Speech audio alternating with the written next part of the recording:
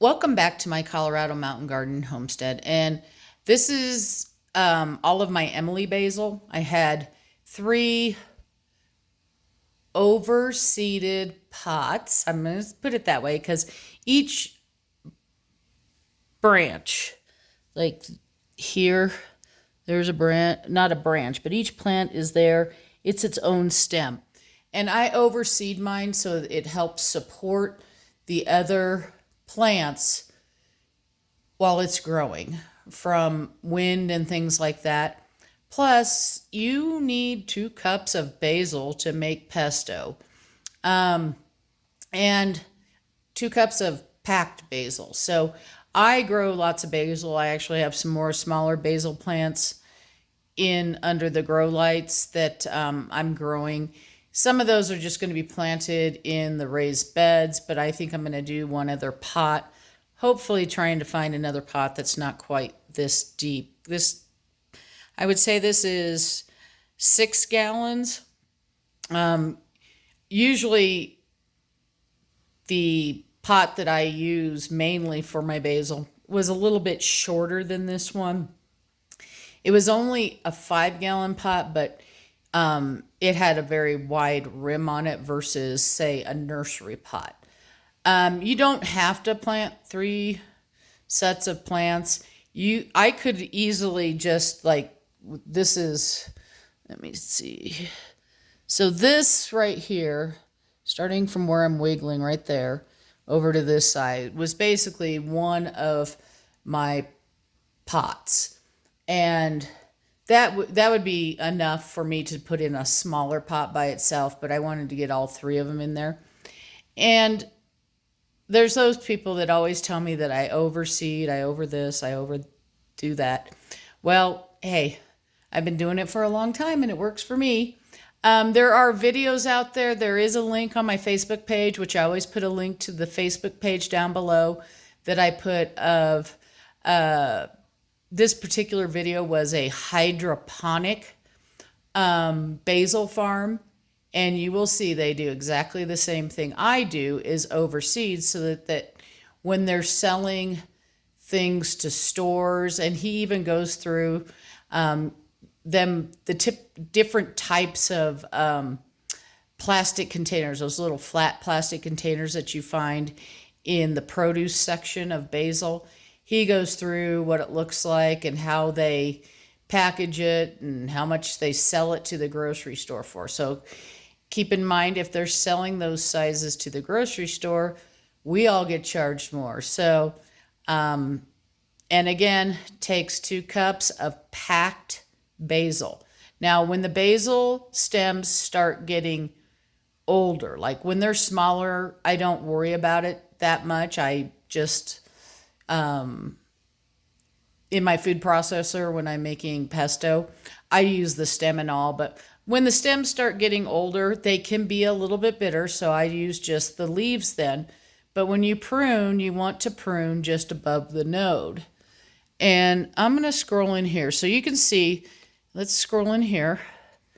Let me get my glasses out of the way here. And so I pruned this right above this, and that was 6 days ago. I can go down, once these start coming out, I can even take it a little bit farther. If I take it down to this point, right there, oh, I already pruned there. So you can see that little thing I already pruned there. So this one I won't. I'll let it branch and then I'll prune back. But there is an art on pruning basil. And I just recommend, look at a bunch of videos out there. Like this one here was probably tall. Let's scroll in here. Sorry, I'm just trying to get as much, if I can get in far enough, info as I can for all of you. So this, I pruned that top, but I could also, once this grows, I can take it all the way back down to this point. And I even have another set of leaves down here where I could take it even farther down. I know you can't see that because that leaf is in the way, but kind of go down from that eraser. It's down about another 1/2 inch. So you let your basil grow a bit before you prune it. Now, the one thing you don't want to do is let it go to flower, because once it goes to flower, you'll start seeing the blooms starting to form. So you want to prune it then, or at least prune that bloom off to retain it longer. Some of these other smaller side shoots that are down here on the bottom, these haven't been pruned. So like this one right here hasn't been pruned. So I can prune that one off. But it just basically becomes a big bush. And I'm just going to tell you, there's some amazing people out there that have larger basil plants than this. Then they're growing them inside in a room with a grow light type thing on it. And they do it all year long. I don't grow my basil all year long, although this is kind of fun. This would have to be in my grow tent because I obviously couldn't hold this on my grow shelf. But part of the reason for planting it close together, and I know not everybody has a hoop house or a greenhouse to grow it in, so they have it out even in a pot like this, or in a raised bed or the ground or wherever they plant it. And it's more susceptible to the wind. Now, the wind, if there's only a couple plants in there, so this is a plant and this is a plant, they can't hold each other up when that wind comes around. And in the Colorado mountains, that wind can really whip around. And even when this is in my hoop house, the bottom part of my hoop house has screened, I don't even want to say windows because there's no glass there, but it's a screened area, but it still allows the airflow in there so that it doesn't get as hot. So I have a fan sitting behind here, and my peppers that I did the video on yesterday are over here. I have it's just a tower fan, and I actually have it sitting up on a box so that I have the majority of where the air is coming out of the fan aimed towards this plant. I'm going to start it out, and it's going to be on low at first. So let me, all right, I got to turn it just, oops. Let's make sure it's not oscillating. So that's on low. So you can see the plant's wiggling around. And we're going to up at one. That's medium. You can see it's not falling over. And a lot of that is because it's got this extra. Imagine if that was just one little stem. And let's get it up on high. I don't know if that's the highest setting. There we go. That's the highest setting. And I can move this a little bit closer. All right, so you can see how it's wiggling around. Now, this is not a huge wind by any means.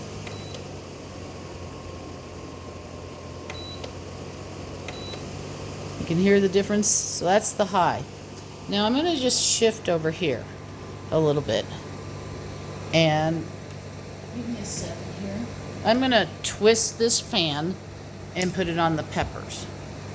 Because the peppers are a single stem. Just so you can see the difference in the air. I want you to see how hard this fan is actually blowing. Now we're going to come back here.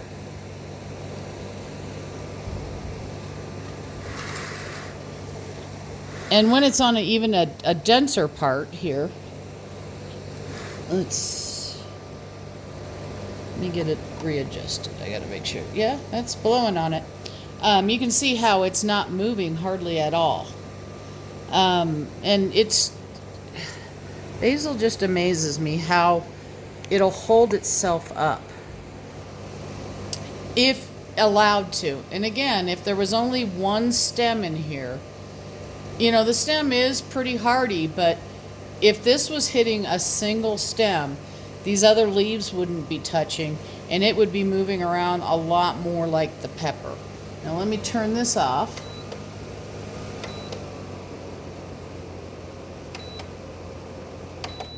There we go. So that's the whole idea, and you can see right there, that's where my grow light burned that leaf. It's not a problem, it just burned the leaf, and the next time I prune, it'll come off. So I'm not worried about taking it off. If it ends up drying out all the way because of the heat damage, yeah, then I'll pull the leaf off. It's not a big deal. Basil is actually very easy to grow. And I know people up here have problems. And usually it's related to too much moisture. It dies early from dampening off. These basil plants here were actually started early enough that I actually used a heat mat. The other ones that I'll probably post some pictures, just straight pictures of on my Facebook page. I didn't use a heat mat because it's warm enough in the house now. At night, it gets pretty cool in that room where my grow shelves are during the winter. It's not a main area and it really doesn't get a lot of sun.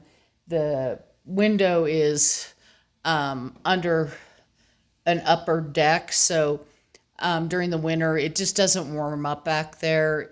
We usually leave the door open to kind of help, but I don't really keep the vent open there in there at all. So that's why I use the heat mats. I can't tell you much else. Again, a month ago I pruned it, and 6 days ago I pruned it. And then it went into this container. And this is where this basil is going to live until it flowers and goes to seed. Eventually it will, but I try to keep it as long as I can.